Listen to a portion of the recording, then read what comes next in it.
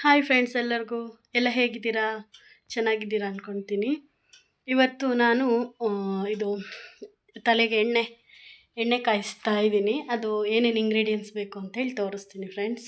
ಬೇವಿನ ಸೊಪ್ಪು, ಬಿಳಿ ದಾಸವಾಳ ಹೂವು, ಇದು ಬಿಳಿ ದಾಸವಾಳ ಹೂವಿಂದ ಸೊಪ್ಪು, ಇದು ಒಂದೆಲ್ಗ ಅಂತಾರೆ, ತಿಮರೆ ಅಂತಾರೆ ಅದು.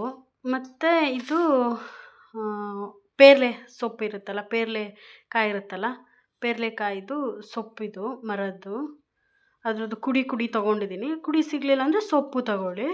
ಮತ್ತು ಒಂದು ಈರುಳ್ಳಿ ತೊಗೊಂಡಿದ್ದೀನಿ. ಮತ್ತು ಮೆಂತೆ. ಇಷ್ಟು ನಾನೊಂದು ಅರ್ಧ ಲೀಟ್ರಷ್ಟು ಆಗಷ್ಟು ಕಾಯಿಸ್ಕೊತಿದ್ದೀನಿ. ಇದನ್ನು ಫಸ್ಟಿಗೆ ಇದಿಷ್ಟು ಎಲ್ಲನೂ ಮೆಂತೆ ಒಂದು ಬಿಟ್ಟು ಮತ್ತೆಲ್ಲದನ್ನು ಮಿಕ್ಸಿಗೆ ಹಾಕಿ ತಿಮರೆ ನಾವು ಒಂದಲ್ಗ ಅಂತೀವಿ, ಗದ್ದೆಯಲ್ಲಿ ಸಿಗುತ್ತೆ.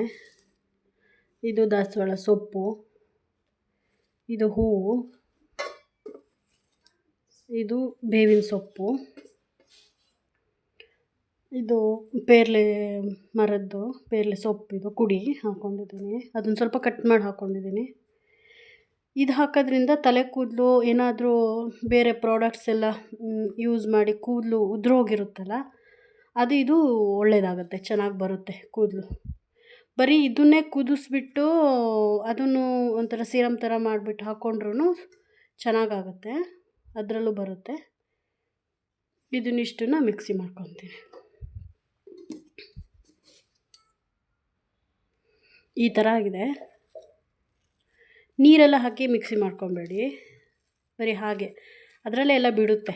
ದಾಸವಾಳ ಸೊಪ್ಪು ಈರುಳ್ಳಿಲೆಲ್ಲ ಇರುತ್ತಲ್ಲ, ಅದೇ ಬಿಡುತ್ತೆ. ಒಲೆ ಹಚ್ಕೊಂಡು ಬಾಣಲೆ ಇಟ್ಟು ನಾನು ಕೊಬ್ಬರಿ ಎಣ್ಣೆಲಿ ಕಾಸ್ಕೊಳ್ತಾ ಇರೋದು. ಕೊಬ್ಬರಿ ಎಣ್ಣೆ ಹಾಕಿ ಅದು ಕಾಯೋಕ್ಕಿಂತ ಸ್ವಲ್ಪ ಮುಂಚೆನೇ ಮೆಂತೆ ಹಾಕ್ಕೊತಿದ್ದೀನಿ. ಇದೊಂದು ಮುಷ್ಟಿ ಹಾಕಿದ್ದೆ, ಒಂದು ಹಿಡಿ ಆಗೋಷ್ಟು ಸಾಕಿಷ್ಟು ಎಣ್ಣೆಗೆ ಇವಾಗ ಹಾಕ್ತಾಯಿದ್ದೀನಿ.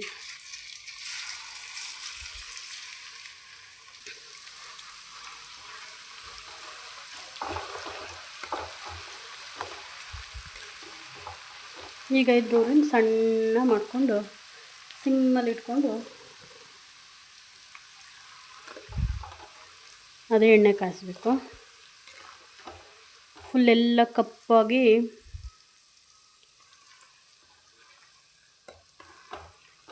ಒಳ್ಳೆ ಚಂದ ಪರಿಮಳ ಬರುತ್ತೆ, ಅಲ್ಲಿ ತನಕ ಇದನ್ನು ಕಾಯಿಸಬೇಕು.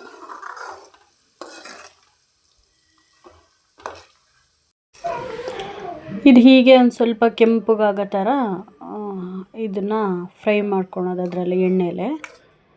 ಅದು ಕಲ್ಲರು ನೋಡಿ, ಅದು ಫುಲ್ಲು ಗ್ರೀನ್ ಕಲರ್ ಫುಲ್ಲು ಬಿಟ್ಕೊಳ್ಳುತ್ತೆ ಎಣ್ಣೆಗೆ. ಆಮೇಲೆ ನೀವು ಎಣ್ಣೆ ಯಾವುದ್ರಲ್ಲಿ ಹಾಕಿರ್ತೀರ ಆ ಪಾತ್ರೆಗೆ ಅದನ್ನು ಸೋಸ್ಕೋಬೇಕು ಚೆನ್ನಾಗಿ ಹಿಂಡಿ, ಇಲ್ಲಾಂದರೆ ಹಾಳಾಗುತ್ತೆ.